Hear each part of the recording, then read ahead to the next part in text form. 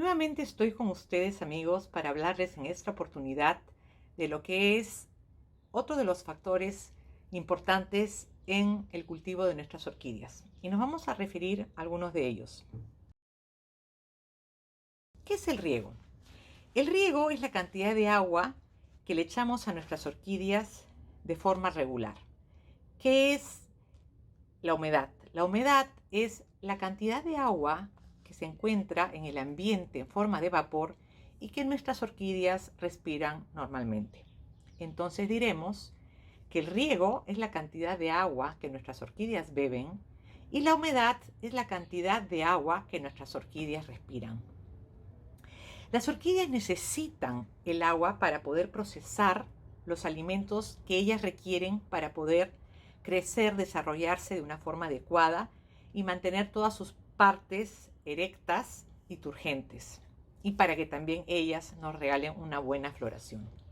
Debemos controlar la humedad, es importante.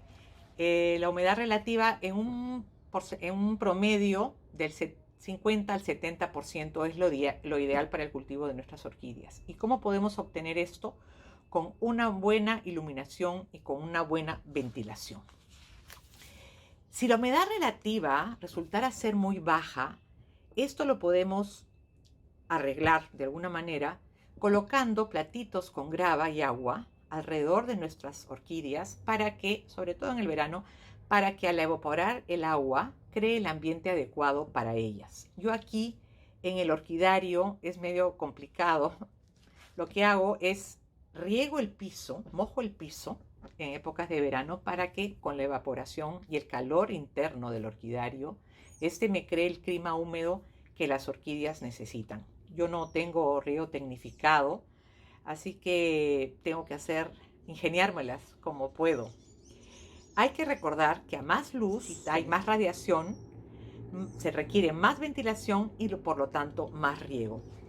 Lo mejor para poder saber si debemos o no regar nuestras orquídeas es la observación. El riego obviamente será mucho más frecuente en periodos de verano, de 2 a 3 veces, y más distanciado en invierno, una vez por semana, inclusive cada 10 días, o quién sabe hasta 2 semanas. Todo depende mucho del tipo de sustrato que tenemos y del tamaño de la maceta. Hay que recordar que maceta más grande demora mucho más en secar que una maceta mediana o pequeña. Lo mismo que el tipo de maceta. Si fuera una maceta que es de arcilla, va a secar mucho más rápidamente que una maceta de plástico. Y lo mismo sucede también con el tipo de sustrato que tenemos. Si la humedad es muy alta, el riego es más espaciado. De lo contrario, si la humedad es baja, el riego será más constante. Hay orquídeas, por ejemplo, como las bandas, que se encuentran al aire libre con sus raíces expuestas y por lo tanto requieren más riego porque las raíces secan más rápidamente. Yo, por ejemplo, mis bandas regularmente las riego todos los días y en épocas de verano hasta inclusive 2 veces. También hay otras orquídeas, otros géneros y especies que las tenemos en los árboles o los tenemos en cortezas al aire libre y que tienen sus raíces expuestas. Y obviamente estas orquídeas que tienen las raíces expuestas necesitan más riego que las que tenemos cultivadas en maceta. ¿Qué tipo de agua debemos utilizar en el riego de nuestras orquídeas? El agua debe ser pobre en sales y que no sea muy dura. El pH ideal debe situarse entre 6 a 6.8, ligeramente ácido, en donde la mayoría de nutrientes serán asimilables por nuestras plantas. Y en caso que estuviera muy alcalino el pH, podemos bajarlo colocando gotitas de jugo de limón o vinagre blanco en el agua con la que vamos a regar nuestras orquídeas. Hay personas que me preguntan qué es el proceso de ósmosis inversa. Es un proceso que purifica el agua, quitándole las sales, el cloro, los nitratos, el arsénico, y la deja libre de bacterias y de virus. Pero es un proceso, para quien tiene una colección muy pequeñita, no tiene ningún sentido Y digamos que normalmente este tipo de proceso de purificación del agua lo usan los grandes viveros, los que tienen grandes cultivos de orquídeas. Yo aquí no tengo riego por ósmosis inversa, a pesar de la cantidad de orquídeas que tengo, porque el agua de aquí de San Borja, de Chacarilla, es muy buena y su pH es bastante bueno. Otras personas me comentan que riegan sus orquídeas con agua que han dejado depositar de un día para el otro para que se evapore el cloro, o que usan agua de bidón. Inclusive otras personas hierven el agua, lo cual no lo considero oportuno porque hace retener más sales, y esto es perjudicial sobre todo para las raíces de nuestras orquídeas. ¿Cómo cuidar nuestras orquídeas? ¿Qué tips les puedo dar sobre el tema del riego? Las orquídeas normalmente deben regarse en la mañana temprano para que llegada la noche puedan haberse secado completamente. Y también que vayan a secar antes del próximo riego. Regar las raíces, es decir, mojar la maceta, echar el agua que entre, ¿no? Y que salga el chorro de agua completamente por debajo, que esté bien mojado el sustrato, ¿no? La Phalaenopsis es muy fácil observar en la maceta, que es transparente, si se requiere riego o no. Cuando las raíces se ven blanquecinas o blancas, nos está avisando que necesitan tomar agua. Y una vez que les echamos el agua, verán que estas raíces se tornan de un color verde. Y hasta que no vuelvan a ponerse blancas, quiere decir que no debemos volver a regar. Si no estás segura si debes regar o no, es mejor dejar pasar un par de días, porque es más fácil perder una orquídea por exceso de agua que por falta de ella. Muchas orquídeas, el sustrato debe secar entre riego y riego, como es el caso, por ejemplo, de la Phalaenopsis. Pero otras requieren mantener el sustrato siempre húmedo, como es el caso de las Phragmipedium o de las Paphiopedilum. Es bueno regar toda la planta, inclusive las hojas y las flores, porque a veces se acumula el polvo y pueden ser portador de pequeños y minúsculos ácaros que son muy perjudiciales para nuestras plantas. ¿Qué podemos comentarles acerca del exceso o falta de riego?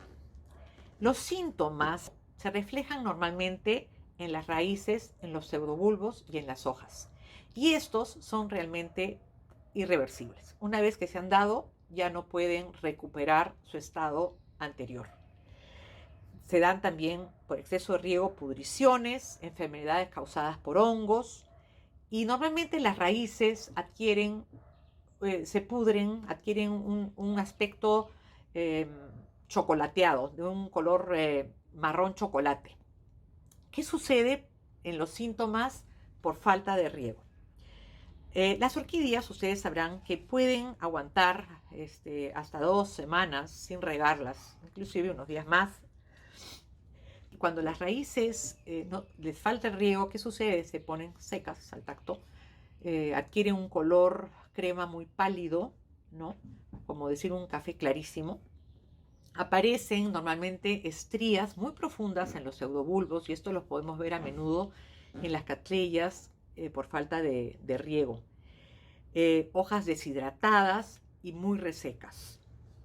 Esta condición que vemos en estas hojas flácidas y arrugadas puede darse por un problema radicular que no permite que nuestra orquídea absorba el agua de las raíces porque éstas han colapsado, ya sea por un excesivo riego o porque las raíces han secado por falta de él. La mayoría de las veces que las personas me consultan por el estado de sus orquídeas, yo noto mucho que hay problemas relacionados con el exceso de riego, sobre todo dependiendo mucho del sustrato que tienen, porque hay sustratos como por ejemplo el musgo blanco, musgo sphagnum, que retiene mucha humedad, y entonces a veces resulta difícil poder calcular cuándo o no regar. A veces este sustrato puede mantenerse húmedo por más de 2 semanas y entonces inclusive hasta 20 días. Y si este tipo de sustrato ha sido regado con mucha frecuencia, lo más probable es que va a terminar pudriendo nuestras orquídeas y las raíces de nuestras orquídeas, y también la posibilidad de que también tanta humedad sea vector de hongos y bacterias que una vez que se han instalado en nuestra planta, ya sea en una hoja o de repente en la parte del tallo, puedan acabar con la existencia de nuestra planta.